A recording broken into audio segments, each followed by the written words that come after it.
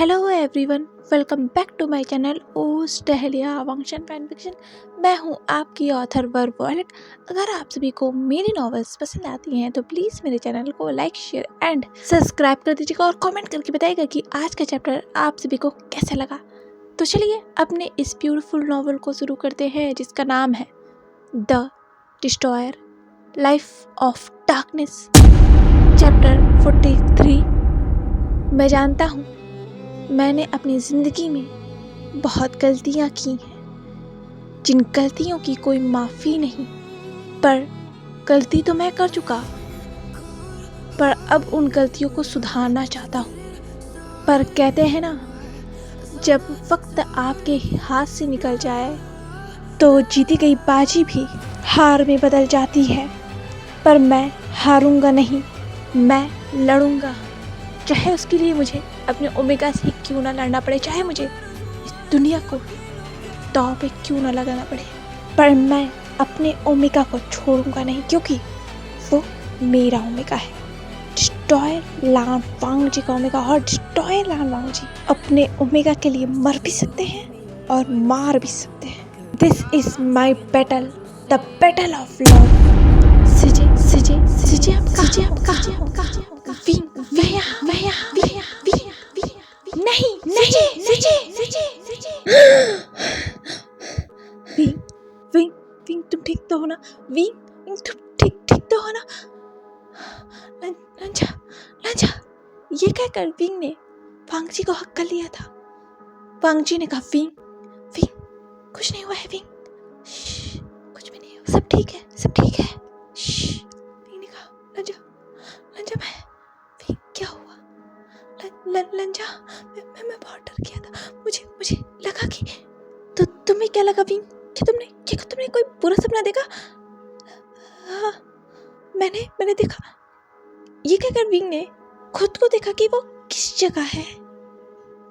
वो अपने रूम में है। ये देखकर विंग ने खुद को देखा। वांगजी ने उसे हक किया हुआ था बहुत डैडली। विंग ने कहा, दूर रहो मुझसे। ये कहकर विंग ने वांगजी को धक्का दे दिया था और वांगजी बेड पर ही गिर गया था और वो विंग को देखने लगा था शॉकिंगली।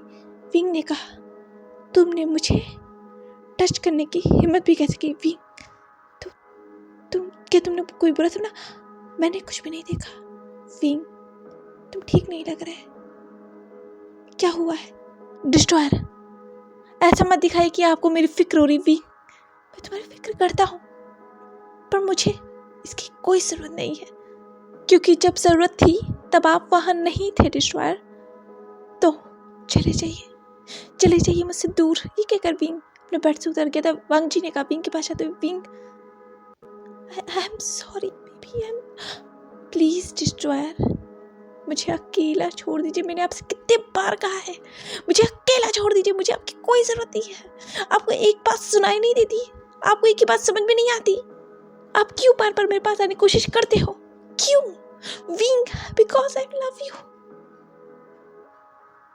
डिस्ट्रॉयर, ये लव आपके ऊपर सूट नहीं करता, क्योंकि आपको इस वर्ड का मतलब ही नहीं पता।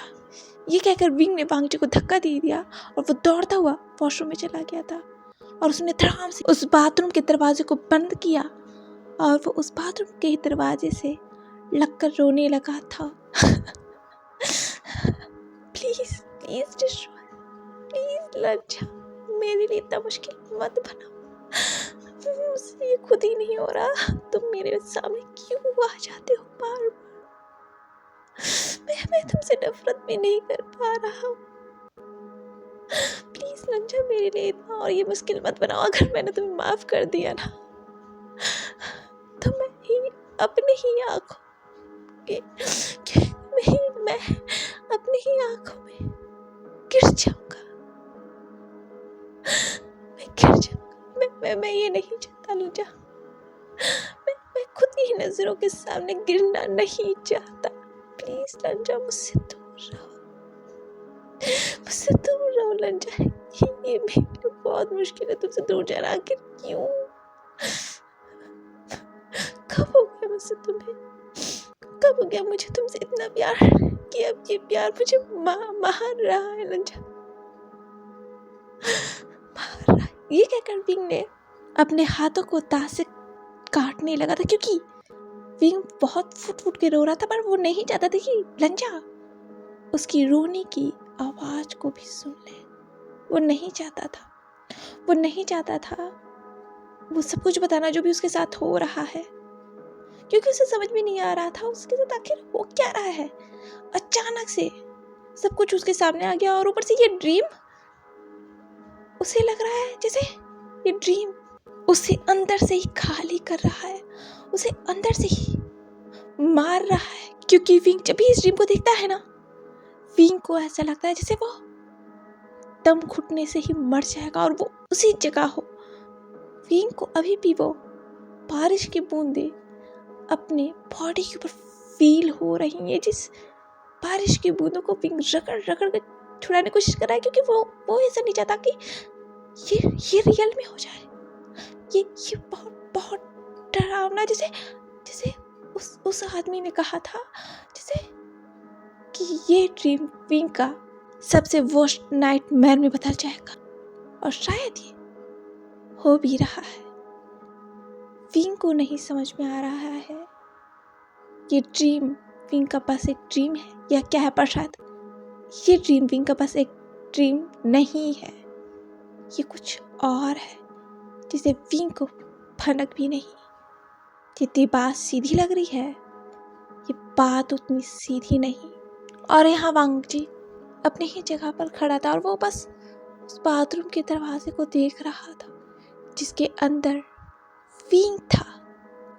वांग जी ने कहा, न जाने क्यों मैं जितनी ही इन फासलों को मिटाने की कोशिश करता हूँ, ये फासले हैं कि उतने ही बढ़ जाते हैं। ये फासला कब खत्म होगा विंग? क्योंकि इन फासलों को मैं सह नहीं पा रहा। मैं तुम्हारा हाथ थामना चाहता हूँ, तुम्हें प्यार करना चाहता हूँ, जैसे कि हमने उन खूबसूरत पलों को एक साथ गुजारा था, जैसे कि हमने उन खूबसूरत लम्हों को जिया था। पर अब वो खूबसूरत पल बस यादों में रह गए हैं मेरे, और वो यादें बहुत खूबसूरत है, पर मैं इन यादों के सहारे नहीं जीना चाहता। मैं तुम्हारे साथ जीना चाहता हूँ, तुम्हारे पास, तुम्हारा हाथों में हाथ थाम के। तुम मुझसे चाहे जितनी ही नफरत करो, but I love you Wing, I love you. Wang ji के एक झूठ ने उसके और विंग के बीच एक दूरियां ला दी थी, जिस दूरियों को वांग जी कितनी ही मिटाने की कोशिश करे, वो दूरियां तो आ ही जाती थी सामने। पर वांग जी कोशिश कर रहा था इन दूरियों को मिटाने की, पर वो दूरियां हैं कि बढ़ते जा रही थी, और विंग इस वक्त सही नहीं था। बहुत कुछ चल रहा था उसके दिमाग में, और बहुत कुछ हो रहा था उसके साथ जिसे वो किसी को भी एक्सप्लेन नहीं कर सकता है। और जो भी कुछ उसके साथ हो रहा था, लोगों को शायद दिख भी रहा था, क्योंकि विंग की हालत सही नहीं थी। विंग कमजोर हो गया था, उसके आंखों के नीचे डार्क सर्कल हो गए थे, और वो हर वक्त अकेला रहने लगा था, जो लोगों को दिख भी रहा था। ये वांग जी की वजह से हो रहा था, क्योंकि विंग वांग जी से खुद को दूर रखने की कोशिश कर रहा था, पर ये उस ड्रीम का भी असर था। पर लोगों को लग रहा था कि ये वांग जी और विंग के बीच जो फाइट हुई है उस वजह से हो रहा है। और इन्हीं दूरियों के बीच कब 1 वीक गुजर गया पता ही नहीं चला, और आज विंग कॉलेज जा रहा है हमेशा की तरह। उसके फेस पर कोई स्माइल नहीं, उसके नेचर में भी बहुत सारे चेंजेस आए जो जंग शैली देख सकते हैं। जंग शैली को समझ में आ रहा था विंग शायद उनसे खुद को दूर रखने की भी कोशिश कर रहा है, पर विंग ऐसे बिहेव करता था जैसे कुछ हुआ ही नहीं, उसने तो ये किया ही नहीं। पर लोगों को तो समझ में आ ही जाता है ना कि जब अपनों के आदतें बदलती हैं। विंग सीढ़ियों से नीचे उतरकर लिविंग हॉल में आया, उसके हाथ में उसका बैग था। विंग ने कहा, मॉम मैं कॉलेज जा रहा हूँ। नवीन ने कहा, विंग तुम ब्रेकफास्ट नहीं कर रहे हैं, तुम्हारा कब से हम सब इंतजार कर रहे हैं। विंग ने कहा, मॉम मैंने कितनी बार कहा है आप सब मेरे ब्रेकफास्ट का इंतजार मत कीजिए। विंग आजकल तुम ब्रेकफास्ट भी नहीं करते बेटा। तुम्हें हो क्या क्या है? ज्ञानली ने मुझे बताया कि तुम लंच भी नहीं करते कॉलेज में। विंग, सब कुछ ठीक है ना? क्या तुम हमसे कुछ छुपा रहे हो? विंग ने कहा, वो मॉम, मैंने हुसैन के साथ कुछ खा लिया था, इस वजह से मैंने उस दिन नहीं ब्रेकफास्ट किया, आई मीन लंच किया सीजे के साथ। तो विंग, तुम झूठ बोल रहे हो। मॉम, ऐसा कुछ नहीं। विंग, तुम झूठ बोल रहे हो। तुम जब भी झूठ बोलते हो तुम अपने नाखूनों को अपने हाथ में गड़ाते हो। मैं जानती हूँ, मैं तुम्हारी माँ हूँ, मुझे कैसे नहीं पता चलेगा। विंग, मॉम, विंग, क्या ये वांग जी की वजह से है? मॉम प्लीज उसका नाम मत लीजिए। विंग, मुझे बताओ, क्या उसकी वजह से? क्या उसकी वजह से तुम खुद को हर्ट कर रहे हो? मैं देख सकती हूँ विंग, तुम उसकी वजह से खुद को हर्ट कर रहे हो। विंग, मेरी बात सुनो बेटा। ये कहकर मैडम यू ने विंग के फेस पर हाथ रखा और कहा, विंग, मैं जानती हूँ तुम उससे बहुत प्यार करते हो और तुम उससे दूर नहीं रह पाओगे। विंग, प्लीज उसे माफ कर दो, वो तुमसे बहुत प्यार करता है, उसकी आंखों में दिखता है। मॉम प्लीज उसका नाम मेरे सामने एटलीस्ट मत लिया कीजिए, आप जानते हो मुझे हर्ट होता है। विंग, क्या तुम रेडी हुए? मैं आ गया। विंग ने उस तरफ देखा, वहाँ हुसैन था और वो उसे जल्दी जल्दी बुला रहा था, क्योंकि हुसैन कॉलेज बस से कॉलेज जाता है। हुसैन ने विंग से कहा था कि वो उसे लेने आएगा, क्योंकि विंग आज हुसैन के साथ जाएगा, क्योंकि हुसैन को विंग के साथ कुछ टाइम स्पेंड करना था। विंग हुसैन को इग्नोर जो कर रहा था इसीलिए, और उसका फोन भी नहीं उठा रहा था, इसीलिए हुसैन विंग को आज लेने आया था, क्योंकि वो विंग के ड्रामास को सुनना नहीं चाहता था, एक्सक्यूजेस को नहीं सुनना चाहता था। विंग ने हुसैन को देखते हुए कहा, Hussain, mom mom bye bye bye bye. Madam Yu ने कहा, विंग ब्रेकफास्ट कर लो। विंग विंग, पर विंग तो वहां से चला गया था और मैडम यू विंग को देखती ही रह गई। जंक्शन ने सीढ़ियों से उतरते हुए कहा, मॉम क्या विंग रेडी हुआ? मैडम यू ने पीछे पलटकर कहा, विंग। याली ने कहा, मॉम क्या विंग अभी तक नहीं आया? हमारा आज टेस्ट है, मास्टर लैन टेस्ट लेने वाले हैं। मैडम यू ने कहा, टेस्ट? जंग फेमिंग ने आते हुए कहा, तुम लोगों का कौन सा टेस्ट है? याली ने कहा, बोरिंग टेस्ट है, हमारे ये जो सिलेबस में नया सब्जेक्ट घुसेड़ा है मास्टर लैन ने, मुझे तो लगता है मैं उसमें फेल ही हो जाऊंगी। जंग फेमिंग ने कहा, याली अगर तुम फेल हुई। याली ने कहा, ओ शिट, मैंने डैड के सामने ये क्यों बोला? अब वो मेरी क्लास ले लेंगे, मैं तो फंस गई। जंक्शन ने कहा, और बोलो डैड के सामने ये, मैं तो जा रहा हूँ। याली ने कहा, जंक्शन रुको जंक्शन। और यहाँ हुसैन और विंग जब बस में आया तो हुसैन ने देखा उसकी सीट पर एक अल्फा बैठा हुआ। उसे देखकर हुसैन का पारा चढ़ गया था। हुसैन ने कहा, ये कहकर हुसैन ने उसके बालों को पकड़ लिया और कहा, मैंने तुमसे मना किया था ना, तुम इस जगह पे नहीं बैठोगे। तुमने मेरा बैग हटाकर मेरे ही जगह बैठ गए। मैंने कहा था तुमसे, ये मेरे बेस्ट फ्रेंड की सीट है, उठाओ सीट पे। पागल हो मेरा, मेरे बाल छोड़ो। नहीं, उठो मेरी सीट से। उठ रहा हूँ तो मेरे बाल उखाड़ लोगे क्या? मैंने तो तुमसे पूछा था कि मैं बैठ सकता हूँ कि नहीं, तुमने तो कहा था बैठ सकते। हाँ मैंने कहा था बैठ सकते हो, पर मैंने ये नहीं कहा था कि तुम कॉलेज तक की सीट पर बैठ के जाओगे। ये मेरे बेस्ट फ्रेंड की सीट है, उठ रहा हूँ।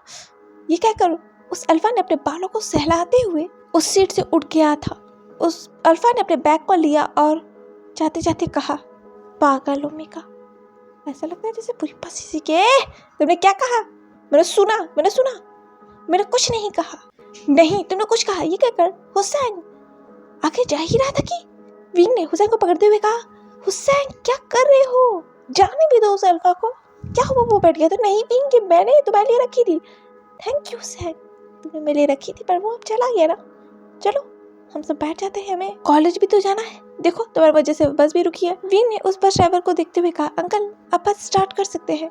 उस बस ड्राइवर ने बस को स्टार्ट करते हुए कहा, आजकल के बच्चे कितना झगड़ा करते हैं, ओमेगा आज भी कम नहीं है। ये कहकर उस बस ड्राइवर ने स्माइल की। उसे ये रोज रोज देखने की आदत है, क्योंकि हुसैन की किसी न किसी से झगड़े बस में तो हो ही जाती है। और कॉलेज में जाते ही हुसैन एरा गैंग और डेविल गैंग और रिनोवा गैंग के आगे चूहा बन जाता है, जो वो बस में शेर बनता है। आखिर वो शेर बने भी क्यों ना, वो डेविल गैंग के लीडर के भाई का बेस्ट फ्रेंड है, तो उसका तो वो फायदा उठाएगा ही ना। इसलिए हुसैन से कोई भी पंगे नहीं लेना चाहता बस में। क्या पता यार ने कब उसे आके पीट दे। हुसैन अपने बस के सीट पर बैठ चुका था और उसने बैग को उठाया और विंग से कहा, विंग यहाँ। विंग ने बैठते हुए कहा उस सीट पर, thank you Hussain. Thank you नहीं, ये लो। विंग ने उस बन को देखा और कहा, बन, मुझे पता है तुमने फिर से ब्रेकफास्ट नहीं किया होगा। And I am sorry wing, वो क्या है ना, आज मैं बहुत लेट हो रहा था तो मैं जल्दी जल्दी में बस यही ला पाया। हुसैन, तुम मेरी इतनी परवाह मत किया करो, इसकी ज़रूरत नहीं है, मैं ठीक हूँ हुसैन। विंग, तुम ठीक नहीं हो, तुम बताओ या ना बताओ मुझे, तुम ठीक नहीं हो। मैं तुम्हारा बेस्ट फ्रेंड हूँ, मैं तुम्हारी आंखों को ही देख कर समझ सकता हूँ, और तुमने फिर से ये किया। ये कहकर हुसैन ने विंग के हाथ को देखा और कहा, तुम फिर से रो रहे थे। विंग ने अपने हाथों को हुसैन से छुड़ाते हुए कहा, नहीं। हुसैन ने कहा, नहीं क्या? ये कहकर हुसैन ने अपने बैग में से एक बैंडेज निकाला और विंग ने जिस हाथ को अपने काटा था अपने दांतों से, उसे बैंडेज कर दिया था। विंग, मुझे समझ में नहीं आ रहा तुम्हारे साथ हो क्या रहा है, और तुम मुझे बता भी नहीं रहे हो। हुसैन, तुम मुझसे एक ही बात बार बार क्यों पूछते रहते हो? क्योंकि विंग, तुम बताते नहीं हो। हुसैन, तुम नहीं समझ पाओगे तो मैं समझूंगा, मैं कोशिश तो कर सकता हूँ ना विंग समझने की। जब तक तुम मुझे बताओगे नहीं, कुछ समझाओगे नहीं, तो मैं समझूंगा कैसे? Please Wing. हुसैन, कॉलेज आ गया। ये कह के विंग अपने बैग को लेकर उस सीट से उठ गया था, और वो जाते जाते पीछे पलटा और उसने कहा, हुसैन, थैंक यू इस बन के लिए, एंड लव यू, तुम मेरे बेस्टेस्ट फ्रेंड हो। ये कहकर विंग जाने लगा। हुसैन ने कहा, बेस्टेस्ट फ्रेंड हूँ विंग, इसीलिए तो तुम मुझे बता नहीं रहे। विंग ने सुना, लेकिन वो पीछे पलटा नहीं, बस बस से उतर गया। और विंग को बस से उतरते हुए वेंचिंग ने देखा, जो वो अपने कार में थी। उसके ड्राइवर ने कहा, मैडम, कॉलेज आ गया है। वेंचिंग ने कहा, हाँ कॉलेज आ गया है, पर वो दिन कब आएगा जब मैं विंग के स्माइल को फिर से देखूंगी? मैडम, आपने कुछ कहा? वेंचिंग ने कहा, कुछ नहीं। ये कह के वेंचिंग अपनी कार से उतर चुकी थी। विंग कॉलेज के अंदर जा रहा था। जैसे सभी स्टूडेंट्स कॉलेज के अंदर जा रहे थे, वो बातें कर रहे थे, और शायद कुछ नाराज भी थे और कुछ गॉसिप्स कर रहे थे कि मार्शल एंड आज टेस्ट लेने वाले हैं। एक बच्चे ने कहा, हाँ टेस्ट लेने वाले हैं, क्या कर सकते हैं, मेरा बस चले तो मैं ये सब्जेक्ट पढ़ूँ ही नहीं, ये कितना बोरिंग है। बोरिंग? हिस्ट्री कहाँ से बोरिंग? मुझे हिस्ट्री बहुत पसंद है, आई लव हिस्ट्री। हाँ तुम्हें पसंद है, इसका मतलब ये नहीं कि सभी को पसंद है। हाँ वैसे cultivation of history interesting subject है। दूसरे बच्चे ने कहा, हाँ इंटरेस्टिंग सब्जेक्ट है, पर मेरा बस चला है, मैं इस सब्जेक्ट को छोड़ ही दूँ। आखिर गॉड्स की बातें कौन पढ़ता है? और ऊपर से मार्शल आर्ट इस तरीके से इस सब्जेक्ट को पढ़ता है जैसे हमारे कॉलेज के आस-पास सारे गॉड्स मंडराते हो, हमारे कॉलेज में ही गॉड्स हो। विंग ने सुना, उसके कदम वहीं ठहर गए, और विंग उन स्टूडेंट्स की बातों को गौर से सुनने लगा था जो जा रहे थे उसे क्रॉस करते हुए। ऐसा क्यों कह रहे हो? आखिर ऐसा हो सकता है कभी गॉड्स हेवन छोड़ के अर्थ पे आएंगे?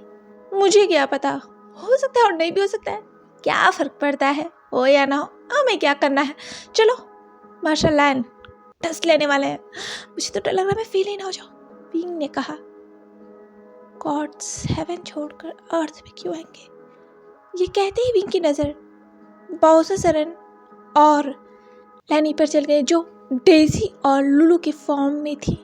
डेजी और लुलू एक दूसरे से बातें कर रही थी और वो हंस रही थी। उन दोनों के ही हाथों में बुक्स थे, और लुलू ने अपने बालों को बंस में बांधा हुआ था, और उसने एक वन पीस पहना हुआ था, और डेजी ने एक बैगी जीन्स पहना हुआ था, और उसने एक वाइट कलर का टॉप और एक जैकेट डाला हुआ था अपने ऊपर। विंग उन दोनों को ही देख रहा था, और वो दोनों उसी की साइड आ रही थी, पर विंग की नज़रें बॉस सरन के ऊपर गई तो बॉस सरन ने भी अपनी नज़रें उठाकर विंग को देखा, और वो लुलू को छोड़कर यानी लैनी को छोड़कर विंग की तरफ आ गई, और लुलू जो लैनी है वहीं खड़ी रह गई, और वो विंग और बॉस सरन को देख रही थी। विंग डेजी को देख रहा था। विंग को अभी नहीं पता था कि डेजी ही बॉस सरन है जो गॉड है। वो उन्हें देख रहा था, उसे कुछ जैसे फ्लैशेस याद आ गए। डेज़ी हर उस जगह होती है जहाँ विंग होता है। और पहली बार जब डेज़ी वांग जी से मिली थी तो डेज़ी ने इशारों में आई कॉन्टैक्ट से वांग जी से कुछ कहा था। विंग ने उस समय ये नोटिस नहीं किया, पर उसने आज ये नोटिस किया कि वांग जी से भी डेज़ी ने पहली बार कुछ तो कहा था, जैसे कि वो दोनों पहले से ही एक दूसरे को जानते हैं, वो भी बहुत अच्छे तरीके से। और जब डिस्ट्रॉय लान वांग जी ने बोला था कि हम फ्रेंड्स हैं, पर डेज़ी ने बोला था कि हम फ्रेंड्स नहीं हैं, हम क्लासमेट्स हैं। क्लासमेट्स भला फ्रेंड कब से हो गए? विंग को वो सब कुछ याद आ रहा था और विंग बाउसर सरन को खुद के पास आते हुए देख रहा था। बाउसर सरन ने विंग से कहा, गुड मॉर्निंग विंग। विंग ने कहा, तुम कौन हो? डेज़ी ने कहा, जो बाउसर सरन है। क्या मतलब? विंग ने कहा, तुम हो कौन? तुम डेज़ी नहीं हो। ये सुनकर बाउसर सरन ने हंसा और कहा, तो आपको लगता है मैं डेज़ी नहीं हूँ? विंग अब श्योर हो गया था, ये लड़की जो है ना डेज़ी नहीं है, क्योंकि इसके जो टोन में सडन चेंजेस आया था विंग ने तुरंत नोटिस किया था। विंग ने कहा, बातों को गोल गोल मत घुमाओ, मैं जानना चाहता हूँ तुम हो कौन, जो इतने दिनों से मेरे सामने डेज़ी बन के घूम रही थी। तुम हो कौन? बाउसर सरन ने कहा, मैं हूँ लॉर्ड बाउसर सरन। ये कहते ही बाउसर सरन अपने रियल फॉर्म में आ गई थी और विंग ने बाउसर सरन को देखा, जो बहुत एज्ड थी। उनकी उम्र 35 से कम नहीं होगी और वो बहुत ज़्यादा खूबसूरत थी। उन्होंने बहुत खूबसूरत से स्काई कलर के रोब्स पहने हुए थे और उनके बालों में कुछ तो था सिल्वर कलर का। विंग को ये समझ में नहीं आया क्योंकि वो ट्रेडिशनल ड्रेस में थी और वो जूलीज थी। शायद विंग को लगा, विंग बाउसर सरन को देख रहा था। बाउसर सरन ने कहा, क्या देख रही है लाइफ?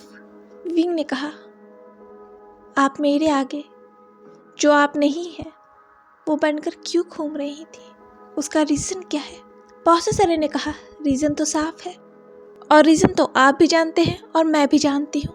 आप लाइफ जो है डिस्ट्रॉयर के, मैं उनका मेट नहीं हूँ। मुझे उनका मेट कहने की हिम्मत मत कीजिएगा। विंग इस समय लॉर्ड से बात कर रहा था। विंग ने इतने तेज से चिल्लाकर कहा था कि उसे फिर याद आई वो तो कॉलेज में है, वो इस तरह बातें नहीं कर सकता है। इसीलिए शायद विंग ने इधर उधर देखा, कहीं कोई उसे देख तो नहीं रहा या किसी ने उनकी बातें तो नहीं सुनी, पर उन्हें कोई नहीं देख रहा था। सभी स्टूडेंट्स तो अपने में ही बिजी थे। बाउसर सरन ने कहा, फिक्र मत कीजिए गॉड, हमें कोई नहीं देख पाएगा। विंग ने कहा, मैं कोई गॉड नहीं हूँ। बाउसर सरन ने कहा, आप चाहे या ना चाहे आप हैं गॉड, आप हैं लाइफ, आप हैं मदर ऑफ अर्थ। में कोई मदर ऑफ अर्थ नहीं और ना ही मैं किसी का ओमेगा हूँ, तो प्लीज़ मुझसे दूर रहिए। ये कह के विंग यहाँ से जाने लगा और उसने कहा, और फिर से मेरा पीछा मत कीजिएगा। मैंने उस दिन आपको देखा था, आपने उस दिन देखा था, तभी आपको पता चला कि मैं कौन हूँ। विंग ने कुछ नहीं कहा और वो वहाँ से जाने लगा। बाउसर सरन ने कहा, गॉड, डिस्ट्रॉयर को माफ़ कर दीजिए। विंग ने पलटकर कहा, माफ़ी उसे दी जाती है जो माफ़ी के काबिल हो। ये कहकर विंग वहाँ से जाने लगा। बाउसर सरन ने कहा, मैं जानती हूँ उन्होंने बहुत बड़ी गलती की है, पर अब आप गलती कर रहे हैं लाइफ। और यहाँ विंग को खुद के ऊपर जैसे हंसी आ रही थी और खुद के ऊपर गुस्सा आ रहा था, जैसे कि उसे कुछ भी पता है भी या नहीं। वो जो देख रहा था, उसके पास जो लोग हैं, वो असलियत में उनकी पहचान वो है कि नहीं जो वो जानता है। आखिर कितने गॉड्स हैं इस कॉलेज में, उसके आसपास आखिर कितने लोग हैं जो गॉड्स हैं, लॉर्ड्स हैं, और उसे नहीं पता कि उनकी असली पहचान क्या है। विंग का जैसे सिर फटा जा रहा था ये सब सोच के। आखिर उसके आसपास चल क्या रहा है, वो कुछ सच में जानता भी है या नहीं जानता, उसे तो ये भी समझ में नहीं आ रहा था उसकी असली पहचान क्या है। जो पर्सन गॉड्स को कभी मानता ही नहीं था, वो आज खुद गॉड है, तो उसकी ये हालत होना तो लाजमी थी ना। और विंग कॉलेज के अंदर जा रहा था, तभी उसके सामने डिस्ट्रॉयर लान वांग जी आ गए और विंग ने वांग जी को अपने सामने देखा। जो कॉलेज ड्रेस में थे। वांग जी ने कहा, विंग प्लीज़ मुझे। विंग ने कहा, लान वांग जी प्लीज़ मेरा रास्ता छोड़ो। वांग जी ने कहा, नहीं विंग प्लीज़ मेरी बात सुनो, एक बार मेरी बात सुनो। क्या सुनो? वो सुनो जो आज तक आपने कहा, या वो सुनो जो झूठ मुझसे आपने आज तक बोला? वांग जी ने कहा, विंग मेरी मजबूरी। डिस्ट्रॉयर, आज मेरा एग्जाम है, मुझे जाने दीजिए। ये कहकर विंग वांग जी को क्रॉस करके जाने लगा। वांग जी ने कहा, विंग तुम वो इम्तिहान देने जा रहे हो जिस इम्तिहान की तुम्हारे लाइफ में कोई ज़रूरत ही नहीं। विंग ने ये सुना और उसके कदम वहीं रुक गए। विंग पीछे नहीं मुड़ा था।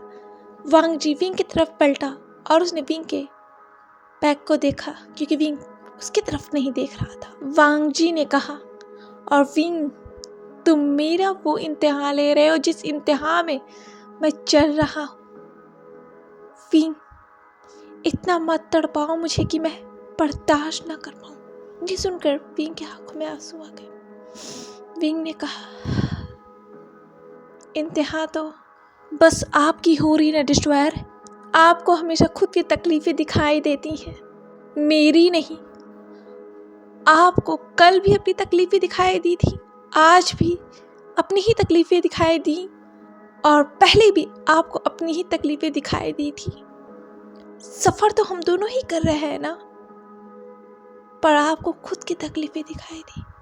विंग ऐसा नहीं, मैं समझ सकता हूँ, आप नहीं समझ सकते डिस्ट्रॉयर, तो समझने की कोशिश भी मत कीजिए, और प्लीज़ मेरा रास्ता ज़रा बार बार मत रोकिए। ये कहकर विंग ने सामने देखा तो चारों तरफ स्टूडेंट्स उसे देखने लगे थे।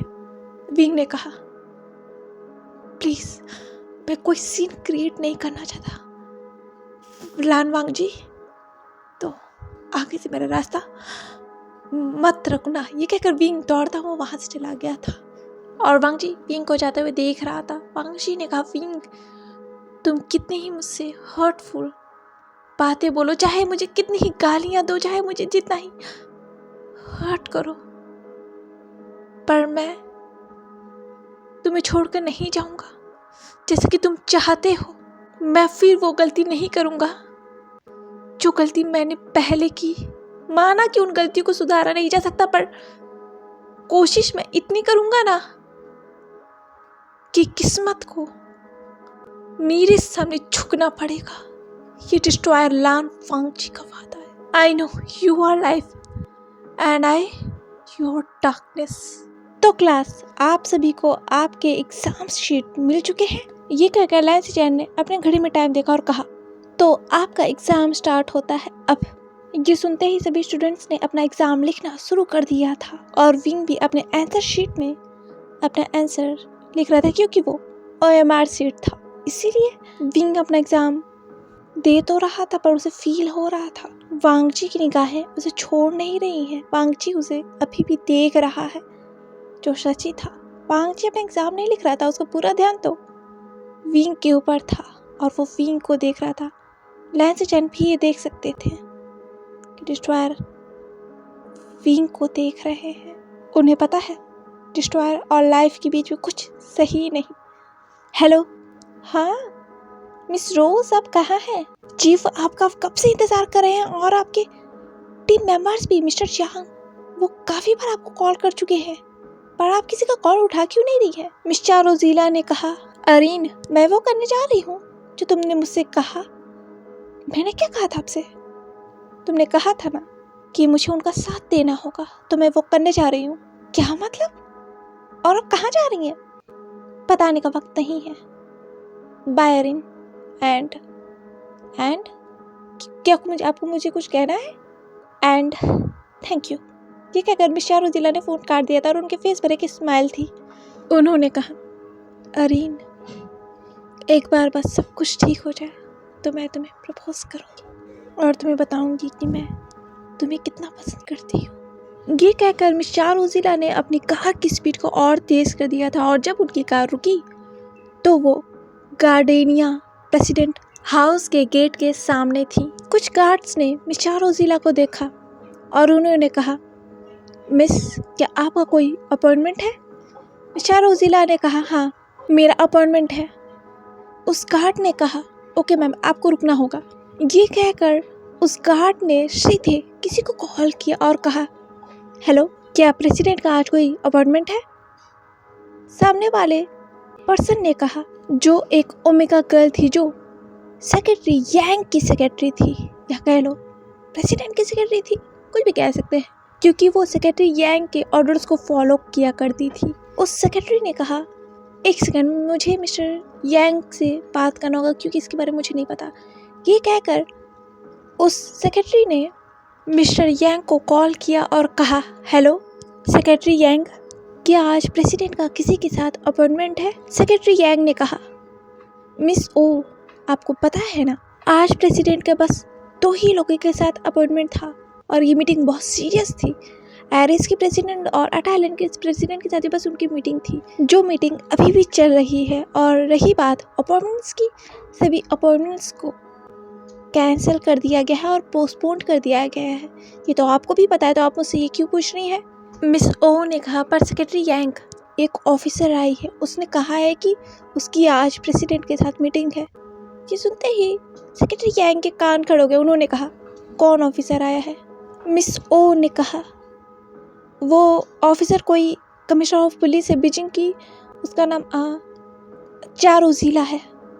ये सुनकर सेक्रेटरी यांग ने कहा, रोजीला तुम यहाँ क्या कर रही हो? एक काम करो, उसे अंदर भेजो। मिस ओ ने कहा, ओके मिस्टर यांग। ये कहकर मिस ओ ने फ़ोन रख दिया था और मिस रोजीला को इन्फॉर्म कर दिया गया था कि वो अंदर जा सकती हैं। और मिस रोजीला के लिए गेट खुल चुका था और वो अपनी कार लेकर अंदर जा चुकी थी।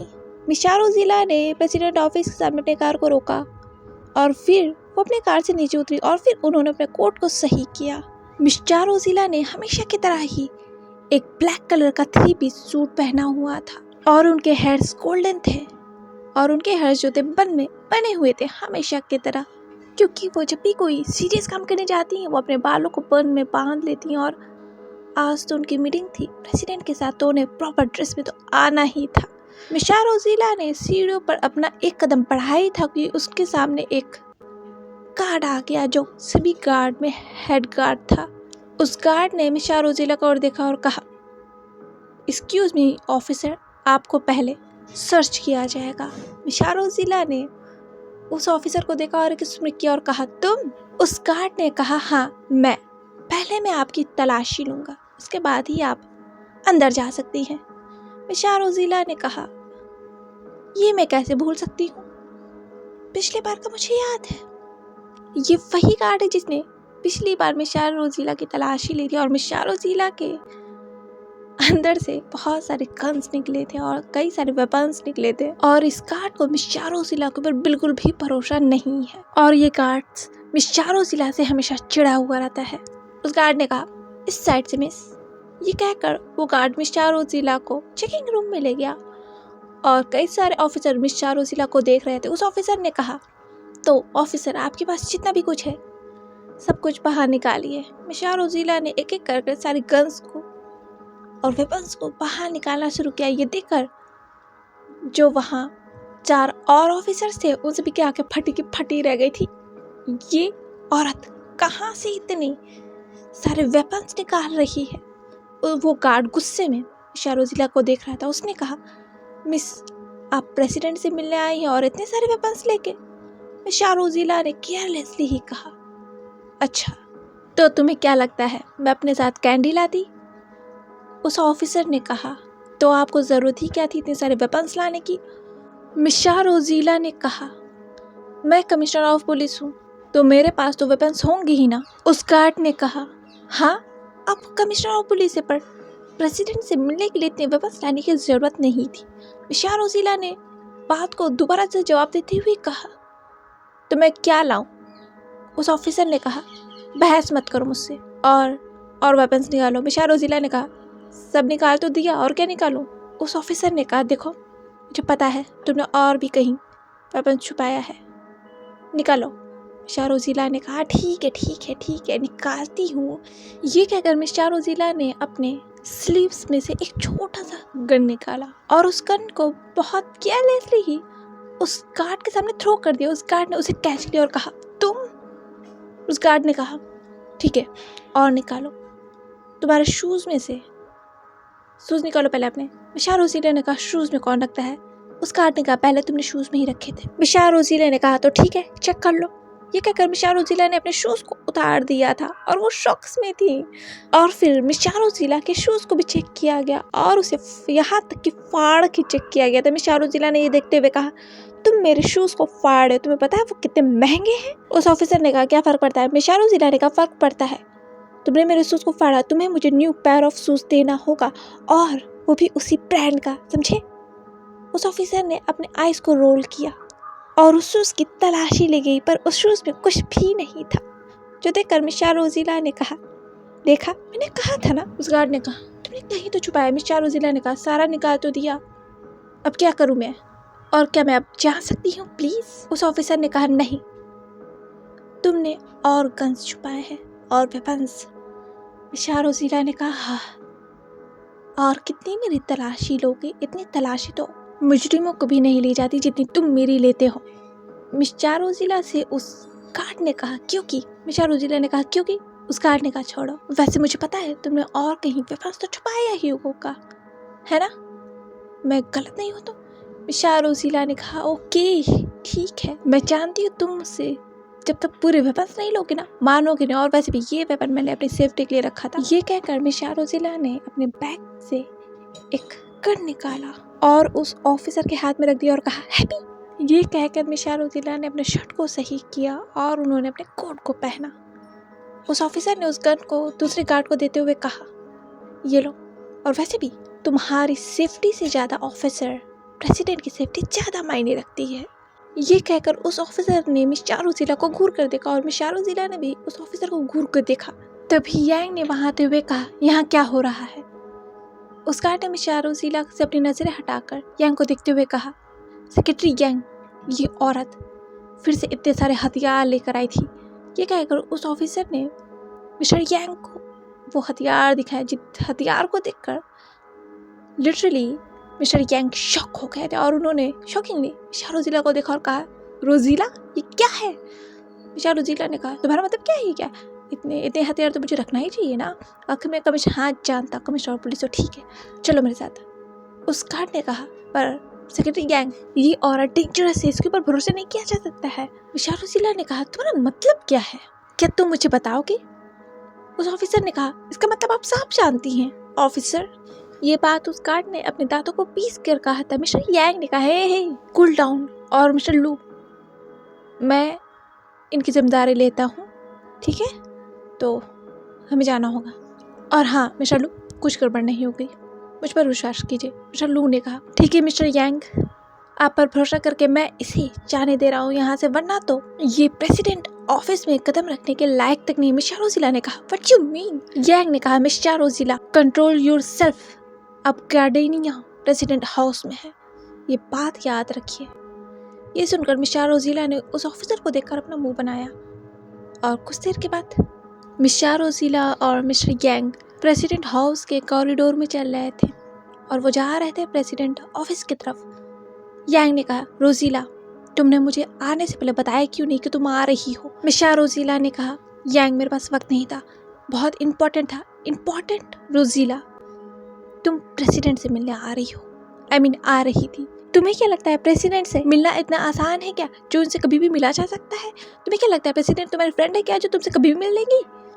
यांग ने क्या कर दी, ये बहुत इम्पोर्टेंट था। यांग ने कहा अब कौन सी मुसीबत आन पड़ी तुम्हारे ऊपर? मिस्टर रोजीला ने कहा वो तो मैं प्रेसिडेंट को बताऊंगी। ओह रोजीला तुम्हारी बातें। मिस्टर रोजीला ने कहा पहले तुम मुझे ही बताओ, तुमने अरीन को सब कुछ क्यों बताया? क्या मैंने बताया? यांग इतने भोले बनने की कोशिश मत करो, तुमने अरीन को क्यों बताया डिस्ट्रॉयर के बारे में? यांग ने अपनी नजरें चुराते हुए कहा वो क्या? यांग मिस्टर यांग ने कहा मैं क्या करता? तुम्हें याद है जब तुमने मुझे इस केस के बारे में डिस्कस किया था फोन पे, तो उस वक्त अरीन मेरे पास ही थी और उसने ये सब सुन लिया था। तुम जानती हो ना वो कितनी जिद्दी है, उसे सब कुछ जानना होता है और उसने सुनी तो उसे सब कुछ जानना था, तो मैंने बता दिया। मैं क्या कर सकता था? मिशा रोजीला ने अपना सिर पकड़ते हुए कहा, बस बता दिया। यंग, तुम्हें पता है, तुमने बताया तो इसका नतीजा क्या हुआ? वो इस केस में कूद पड़ी है, अब वो इस केस को सॉल्व करना चाहती है, और तुम्हें पता है ना ये केस कितना डेंजरस है। यंग, मैं तुम्हारा क्या करूं? मुझे इतना तेज गुस्सा आ रहा है, मुझे तो मन करे तुम्हारा मर्डर कर दूं। रोजीला, तुम ऐसा नहीं कर सकती। मिशा रोजीला ने कहा, भला मैं वो क्यों नहीं कर सकती? यंग ने कहा, क्योंकि रोजीला, मैं तुम्हारे लवर का भाई हूँ। ये सुनते ही मिशा रोजीला के कदम रुक गए। उन्होंने कहा, क्या कहा तुमने? यंग ने कहा हंसते हुए, रोजीला, मुझे पता है तुम अरीन को पसंद करती हो, अभी से नहीं, बहुत काफी टाइम पहले से पसंद करती हो, तो तुम ये नहीं कर सकती। कैसा लगेगा जब ब्राइड का भाई की डेथ हो जाए? तब तक तो ये शादी होगी नहीं ना, क्योंकि ग्रूम मर्डर कहलाएगा ब्राइड के भाई का। मिशा रोजीला ने कहा, यंग, अब तुम इसका फायदा उठा रहे हो। यंग ने कहा, मैं फायदा नहीं उठा रहा हूँ, फैक्ट बता रहा हूँ। और रोजीला, इस पर मुझे ये नहीं पता कि मैं तुम्हें प्रेसिडेंट का अपॉइंटमेंट दिला पाऊंगा या नहीं, क्योंकि मीटिंग चल रही है और ये मीटिंग बहुत ज़्यादा सीरियस है। मिशा रोजीला ने कहा, ऐसा क्यों? यंग ने कहा, वो मैं तुम्हें नहीं बता सकता, सीक्रेट है। मिशा रोजीला ने कहा, मुझे भी नहीं बता सकते। यंग ने कहा, नहीं। मिशा रोजीला ने कहा, ठीक है, मैं समझ सकती हूँ, रिश्ते एक तरफ और प्रोफेशन एक तरफ, ठीक है, पर तो क्या तुम कोशिश कर सकते हो प्रेसिडेंट का कुछ वक्त मुझे दिलाने में? कुछ देर के बाद मिस्टर यांग ने प्रेसिडेंट ऑफिस का दरवाजा नॉक किया और सबकी नजरें उस तरफ चली गई थी। और मिस्टर यांग प्रेसिडेंट ऑफिस का दरवाजा खोलकर अंदर आए और उन्होंने देखा सभी प्रेसिडेंट उन्हें घूर घूर के देख रहे हैं और उन सभी का पारा चढ़ा हुआ था और उस कमरे का टेम्परेचर गिरा हुआ था। मिस्टर यांग देख सकते थे प्रेसिडेंट एमा ने अपने पैरों को क्रॉस किया हुआ था और उनके पैरों में एक हाई हील्स थी। उन्होंने मस्टर्ड कलर का एक कोट पहना हुआ था और मस्टर्ड कलर का उनके सिर पर एक कूल हेड थी जो बहुत खूबसूरत लग रही थी उनके ऊपर, और उन्होंने एक मरून कलर का एक ड्रेस पहना हुआ था जो काफ़ी खूबसूरत था। और मिस्टर यांग ये भी देख सकते थे कि प्रेसिडेंट शाओ सुजन ने एक ब्लैक कलर का बहुत ही खूबसूरत सा ड्रेस पहना हुआ था और उनके पैरों में एक ब्लैक कलर की हाई हील्स थी और उनके कानों में पर्ल्स ईयरिंग थे। और प्रेसिडेंट ज़ी ने एक वाइट कलर का 3 पीस सूट पहना हुआ था और उनके बाल बंस में बंधे हुए थे और उनके पैरों में एक वाइट कलर के हील्स थे और उन्होंने अपने पैरों को क्रॉस किया हुआ था और उस कमरे का टेम्परेचर गिरे जा रहा था। पर मिस्टर यांग के पसीने छूट गए थे इस कमरे में आते, क्योंकि सबकी नजरें उनके ऊपर जो थी। मिस्टर यांग ने कहा उन सभी को देखते हुए, रोजीला, एक दिन तुम मुझे मरवा कर रहोगी। ये कहकर मिस्टर यांग ने उन सभी प्रेसिडेंट को बो किया और फिर उन्होंने प्रेसिडेंट ज़ी को बो किया और कहा, प्रेसिडेंट इम्पोर्टेंट है। प्रेसिडेंट ज़ी ने नोट किया और मिस्टर यांग प्रेसिडेंट के पास चल के गए और उन्होंने प्रेसिडेंट को एक लेटर दिया, जिस लेटर को खोलकर प्रेसिडेंट ने देखा और उनकी आंखें पैनी हो गई थी और फिर उन्होंने यांग को देखा और फिर उस लेटर को। और ये सब होते हुए आयरिस की प्रेसिडेंट सुसन देख सकती थी और अटलैंड की प्रेसिडेंट भी देख सकती थी। हालांकि उस ऑफिस में इस वक्त बस 4 लोग थे, मिस्टर यांग, प्रेसिडेंट ज़ी, प्रेसिडेंट शाओ और प्रेसिडेंट एमा, और कोई भी नहीं था। और इस वक्त उस कमरे में पिन ड्रॉप साइलेंस था और घड़ी की टिक टिक की बस आवाज आ रही थी और प्रेसिडेंट ज़ी उस लेटर को देख रही थी। असल में उस लेटर में ये था कि मिशा रोजीला प्रेसिडेंट से कुछ इम्पोर्टेंट बात करना चाहती हैं, पर मिस्टर यांग ने ये रिटन में कहा था, क्योंकि अगर सेक्रेटरी यांग ने ये बात धीरे से भी कहा होता तो ये बात शायद दोनों प्रेसिडेंट को सुनाई पड़ जाती या कुछ और, क्योंकि ये रूल है। अगर आप मीटिंग में आए हो, कुछ इम्पोर्टेंट है, आपको अगर प्रेसिडेंट को बताना है तो आपको रिटन में कहना होगा, वरना तो बातें लीक हो सकती है ना। इसीलिए वर्ड्स का यूज़ नहीं करना है, आप रिटन कहेंगे कितना भी इम्पोर्टेंट हो। इसीलिए शायद मिस्टर यांग ने ये बात रिटन में कहा था। प्रेसिडेंट ने मिस्टर यांग को देखा और कहा अपनी स्ट्रॉन्ग वॉइस में, बुलाओ उसे। टाइम्स अप, सभी स्टूडेंट्स लिखना बंद कीजिए। ये सुनकर सभी स्टूडेंट्स ने लिखना बंद कर दिया था और वो सभी प्रोफेसर सिचैन को देखने लगे थे। प्रोफेसर सिचैन ने कहा, आप सभी जा सकते हैं। ये सुनते ही सभी स्टूडेंट्स क्लास से बाहर जाने लगे और वो सब डिस्कस कर रहे थे कि आज का पेपर तो बहुत टफ आया था, पता नहीं कितने मार्क्स आएंगे। और विंग भी अपने सीट से उठ चुका था और वो बाहर जाने लगा था। हुसैन ने कहा, विंग तुम्हारा एग्जाम कैसे हुआ? विंग ने कहा, गुड। और तुम्हारा? हुसैन ने कहा, ठीक ठाक। जानते हो ना। विंग ने कहा, तुमने प्रिपरेशन नहीं की फिर से? हुसैन ने कहा, की थी। विंग ने कहा, अच्छा तो तुमने की थी हुसैन? सच में?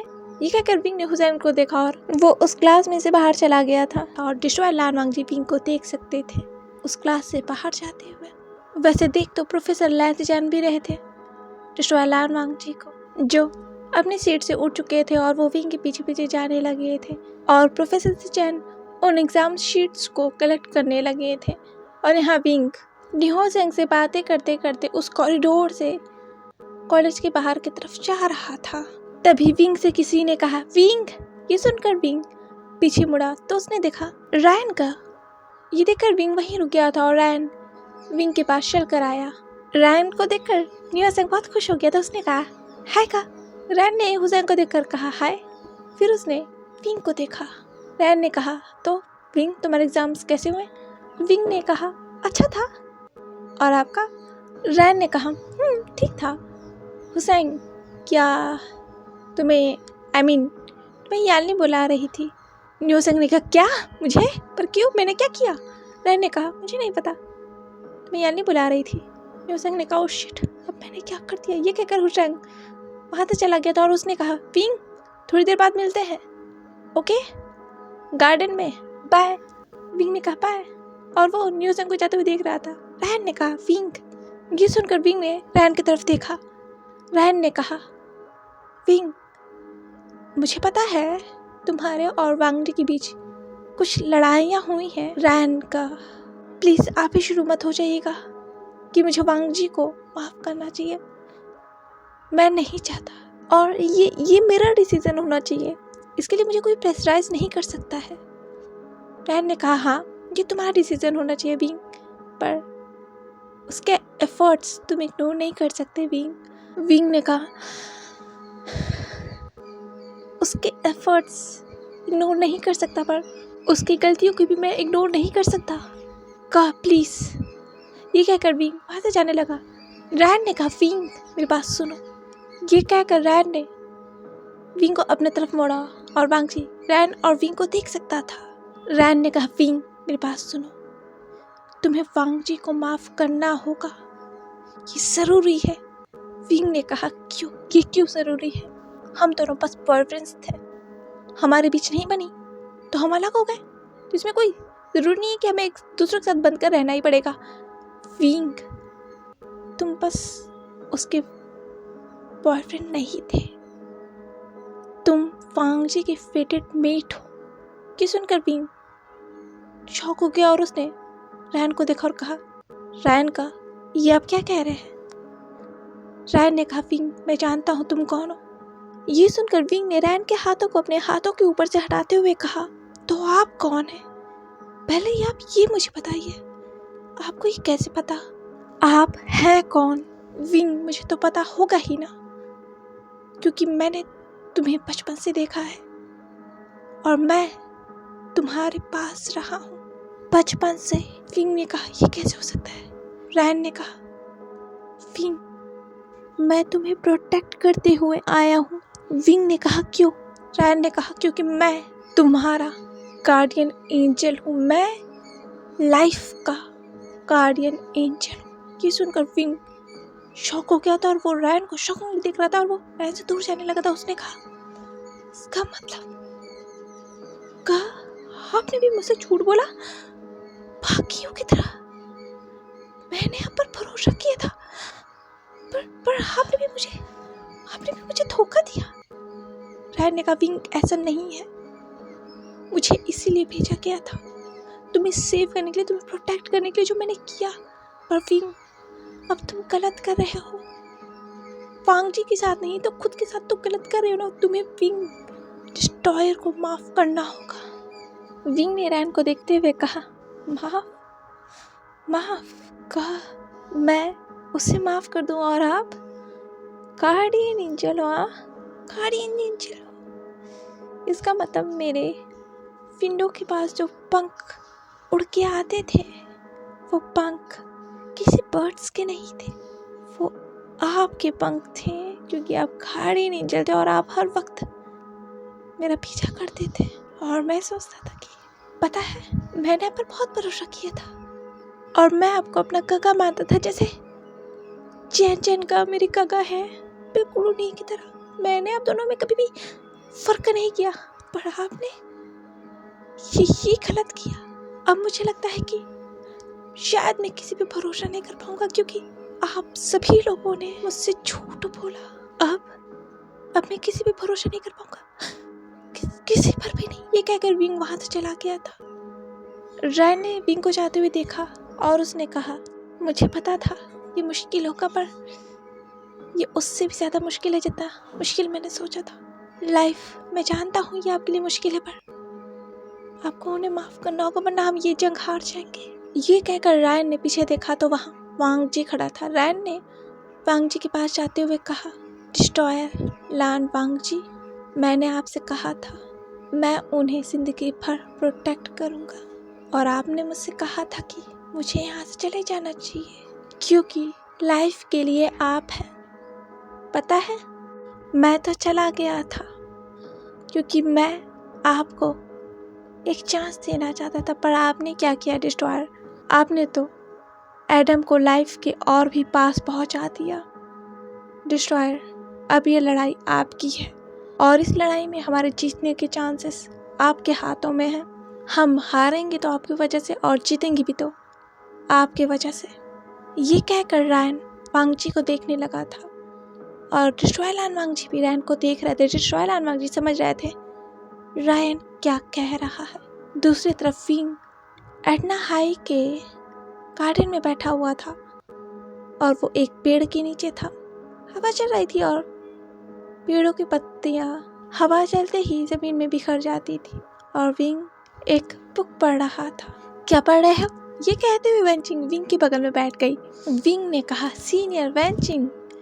वेंचिंग ने कहा, फिर से विंग, कितनी बार मुझे तुम्हें समझाना होगा। Oh sorry Wenching. वेंचिंग ने कहा, क्या पढ़ रहे हो? विंग ने कहा, मैं एक बुक पढ़ रहा हूँ। वेंचिंग ने कहा, कौन सी? विंग ने कहा, stay hold on I still want you. Wenching ने कहा, तुमने ये बुक पूरी पढ़ ली? विंग ने कहा, नहीं, खत्म करने वाला हूँ बस। क्या आपने इस बुक को पढ़ा है? वेंचिंग ने कहा, हाँ मैं इस बुक को पूरा पढ़ चुकी हूँ।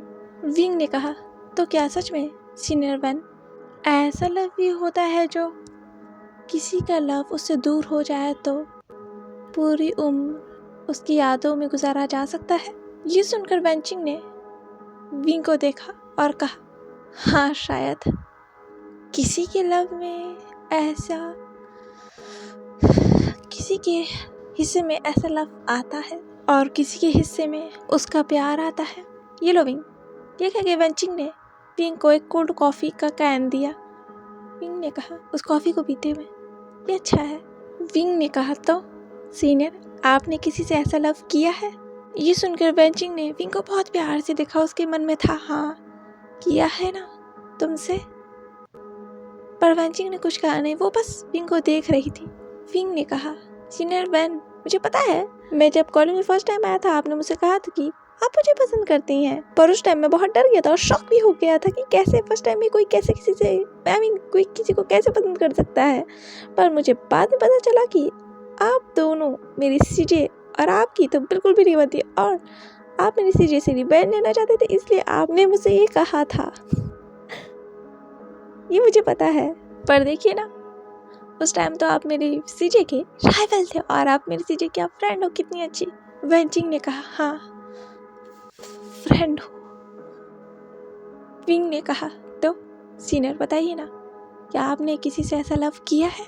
ये सुनकर वेंचिंग की आंखों में हल्के से आंसू आ गए थे और उसके हाथ कांप रहे थे। वो कहना चाहती थी, हाँ करती हूँ विंग, बहुत प्यार करती हूँ, तुमसे करती हूँ, पर वेंचिंग कह नहीं पा रही थी क्योंकि वो कहना नहीं चाहती थी, पर ये आंसू से कंट्रोल नहीं हो रहे थे, क्योंकि आज उसका प्यार उससे खुद पूछ रहा है कि क्या तुमने किसी से ऐसा प्यार किया है? पर वो आज ये कैसे कह देगी? कैसे कह दे उस इंसान से जो उसके सामने बैठा है और उसे पूछ रहा है, ये जिसे वो बहुत प्यार करती है, कैसे उससे कह दे कि वो तुम ही हो? वो नहीं कह सकती क्योंकि वो जानती है ये प्यार उसके हिस्से में कभी नहीं आएगा, पर ये दोस्ती तो उसके हिस्से में है ना, तो इस दोस्ती से ही खुश है। वो बताकर इस दोस्ती को खत्म नहीं करना चाहती। वेंचिंग ने कहा विंग ने कहा, क्या हुआ सीनियर, क्या मैंने कुछ गलत पूछ लिया? वेंचिंग ने कहा, नहीं, कुछ गलत नहीं पूछा। और यहाँ विंग ने जब पूछा था कि बताइए ना सीनियर, क्या आपने किसी से ऐसा लव किया? उसी समय सिजोई उन दोनों के पास आ रहा था, पर उसके कदम ये सवाल पूछते ही रुक गया था और वो वेंचिंग को देखने लगा था कि उसके हाथ कांप रहे हैं और उसके आंखों में हल्की सी आंसू भी भरे थे, जो विंग शायद नहीं देख पा रहा है, पर सिजोई ने तो देखा था ना। सिजोई ने कहा, बोल दो वेंचिंग, बोल दो, आज ही का वक्त है, क्या पता ये वक्त तुम्हारे हिस्से में दोबारा आए या ना है, बोल दो वेंचिंग। पर वेंचिंग ने कहा, विंग तुम बताओ, तुमने तो ऐसा लव किया है ना? ये सुनकर विंग जो वेंचिंग को देख रहा था वो उठकर खड़ा हो गया और उसने कहा, सीनियर बेन, अगर आप मुझसे वांग जी के बारे में बातें करने आई हैं तो प्लीज मत कीजिए और मुझे यहाँ से जाना होगा। वेंचिंग बैठी हुई थी और उसने विंग को वहां से जाते हुए देखा तो वेंचिंग ने विंग के हाथों पकड़ लिया और कहा, विंग, और विंग ने पीछे पलट कर देखा और वेंचिंग ने विंग और अपने जुड़े हुए हाथों को देखा। वेंचिंग ने विंग के हाथों को छोड़ते हुए कहा, सॉरी विंग। विंग ने कहा, कोई बात नहीं, पर प्लीज सीनियर ये बात मुझसे दोबारा मत कीजिएगा। वेंचिंग ने खड़े होते हुए कहा, विंग तुम्हें पता है तुम्हारे पास कोई ऐसा है जो तुमसे प्यार करता है, पर पता है किसी के हिस्से में वो लव है जो अपने प्यार को देख तो सकता है पर पा कभी नहीं सकता है। विंग ने कहा, सीनियर वेन। वेंचिंग ने कहा, विंग तुम्हें पता है मैंने किसी से प्यार किया है? विंग ने कहा, क्या सच में? वेंचिंग ने कहा, मैंने किसी से बहुत प्यार किया और पता है पहली बार मैंने जब उसे देखा था ना, उसे देखते ही मुझे प्यार हो गया था, जब मुझे प्यार का मतलब भी नहीं पता था, पर मुझे तो बस प्यार हो गया। पर पता है जब मुझे समझ में आया कि मैं उसे पसंद करती हूँ, ये अट्रैक्शन नहीं है, तब तक उसे किसी और से प्यार हो चुका था और समय मुझसे आगे निकल गया और मैं बस उसे देखती ही रह गई। मैं कुछ नहीं कर पाई विंग। मैं नहीं चाहती तुम्हारे हिस्से में ये लव है। तुम वांग जी को माफ कर दो विंग, मैं दिल से चाहती हूँ।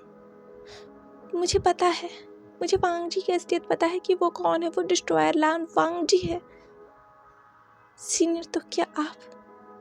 नहीं विंग, तुम जैसा सोच रहे हो मैं वो नहीं हूँ, मैं कोई गॉड नहीं, मैं एक ह्यूमन हूँ, पर तुम गॉड हो विंग, तुम मदर ऑफ अर्थ हो, डिस्ट्रॉयर के मेट हो, मैं कोई मेट नहीं विंग, तुम हो। मुझे पता है वांग जी से बहुत तुम प्यार करते हो विंग, वांग जी को माफ कर दो, वरना कहीं अगर तुम्हारा लव तुमसे दूर हुआ ना, तुम सह नहीं पाओगे, क्योंकि मैं देख सकती हूँ तुम वांग जी से कितना प्यार करते हो और तुम वांग जी से कुछ पल क्या दूर हुए, तुम सह नहीं पा रहे। और तो जरा सोचो, मैं अपने लव से इतना दूर हूँ, उसे रोज देखती हूँ पर उसे मैं पा नहीं सकती, मुझे कितना दर्द होता है, कितना दर्द होता होगा, तुम नहीं समझ सकते।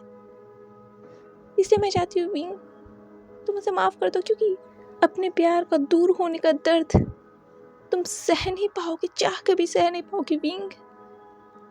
मैंने वो दर्द सहा है, इसलिए मैं कह रही हूँ विंग उसे माफ कर दो। उसके आंखों में तुम्हारे लिए प्यार दिखता है और उनकी आंखों में वो गिल्ट, वो रिग्रेट वो दिखता है विंग। और मुझे पता है तुम भी ये देख सकते हो, पर तुम देखना नहीं चाहते क्योंकि तुम मुझसे नाराज हो। पर विंग इतना नाराज मत हो जाना कि चाह कर भी वक्त को तुम पलट ना पाओ, क्योंकि वक्त को आज तक कोई पलट नहीं पाया और ना ही वक्त को किसी ने रोक पाया है। तो विंग तुम रुक जाओ, वांग जी को माफ कर दो, डिस्ट्रॉयर लान वांग जी को माफ कर दो, क्योंकि विंग आज ये वक्त तुम्हारे हाथ में है, क्या पता कल को ना रहे। ये सुनकर विंग ने अपनी आंसू भरी हुई आंखों से वेनचिंग को देखा और ये कहते हुए वेनचिंग के आंखों से आंसू बाहर कब गिर गया उसे पता भी नहीं चला, जिन आंसुओं को वेनचिंग ने काफी देर से थामे रखा था। आज के लिए बस इतना ही, मिलते हैं नेक्स्ट पार्ट में द डिस्ट्रॉयर के एक और पार्ट के साथ। और अगर आज का चैप्टर आप सभी को पसंद आया है तो प्लीज मेरे चैनल को लाइक शेयर एंड सब्सक्राइब कर दीजिएगा। Bye bye.